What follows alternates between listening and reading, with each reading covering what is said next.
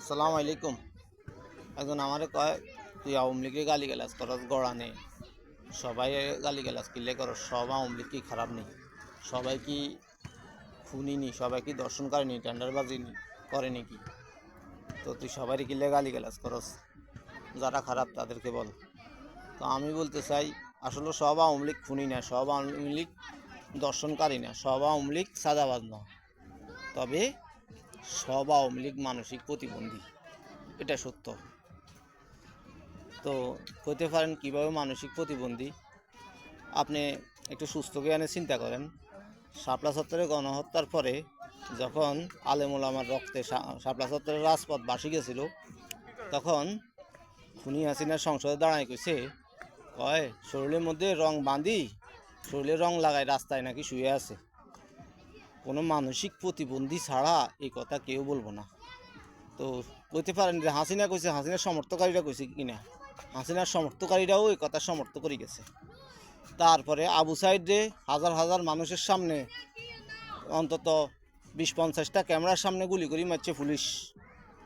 কিন্তু মানসিক প্রতিবন্ধী আওয়ামী লীগের ফলাফানি বলতেছে কি, আবু সাইদে নাকি তৃতীয় কোনো ব্যক্তি গুলি করছে। কেউ এক পক্ষই কথা কয়, আরেক পক্ষ কয় আবু সাইদের হাতে নাকি অস্ত্র ছিল।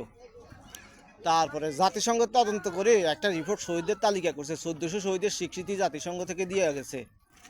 হ্যাঁ, আর বাংলাদেশের আওয়ামী লীগের আমলে তৈরি করা বহু মিডিয়া জরিপ করছে, বহু মিডিয়া বহু খুনের ভিডিও চিত্র প্রকাশ করার পরেও খুনি হাসিনার দল মানসিক প্রতিবন্ধীরা কয় কয় জুলাই আগস্টে অত হত্যাকাণ্ড হয় নাই, জুলাই আগস্টে শুধু পুলিশ হত্যা হয়েছে।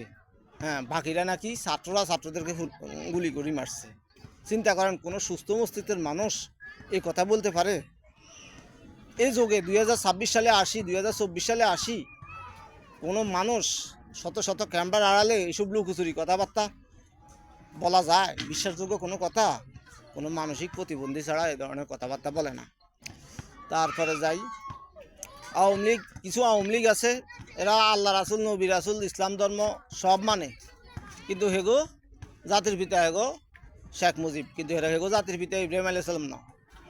তারপরে ইসলামের একটা নীতি আছে, তুমি মুসলিম হলে মুসলিম ধর্ম বিশ্বাস করবা, বাংলাদেশ মুসলিম কান্ট্রি, তুমি এটা বলবা, কিন্তু আওয়ামী লীগ আর ধর্মনিরপেক্ষ কান্ট্রি।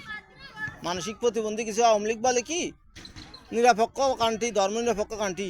আরে ভাই, নিরপেক্ষতা নাস্তিত্ববাদী, তুমি মুসলমান হলে মুসলমান পক্ষ নিবা। আমি বলছি না তাই হিন্দু খ্রিস্টান বৌদ্ধ ওদের প্রতি অবিচার করে না, তারা তাদের মতো করেই কথা বলবো, এটা তাদের ধর্মের রুল। কিন্তু আমরা তো নিরপেক্ষ, ধর্মনিরপেক্ষ রাষ্ট্র হিসেবে বলতে পারি না, এটা আমরা মুসলিম হিসেবে মুসলিম রাষ্ট্র বলতে হইব।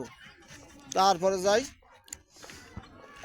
আওয়ামী লীগের আরেকটা উক্তি আছে, ধর্ম যার যার উৎসব সবার, এটাও নাস্তিত্ববাদী একটা কথা। ধর্ম যার যার উৎসব সবার হইব না, ধর্ম যার যার উৎসব তার তার, এটা হইল সুস্থ মস্তিষ্ক মানুষের কথা। তো যার কারণে আওয়ামী লীগের কিছু ব্যাপার আছে, এরা ইসলামও মানে, আবার জাতির পিতা ওই শেখ মুজিবরে মানে। তো যার কারণে এই মিশ্র প্রতিক্রিয়ার কারণে আওয়ামী লীগরে মানসিক প্রতিবন্ধী বলা যায়, সব আওয়ামী লীগকে। তবে সব আওয়ামী লীগ খুনি না, দর্শনকারী না, টেন্ডারবাজ না, এবং সব আওয়ামী লীগ লুটপাটকারী না। ধন্যবাদ সবাইকে।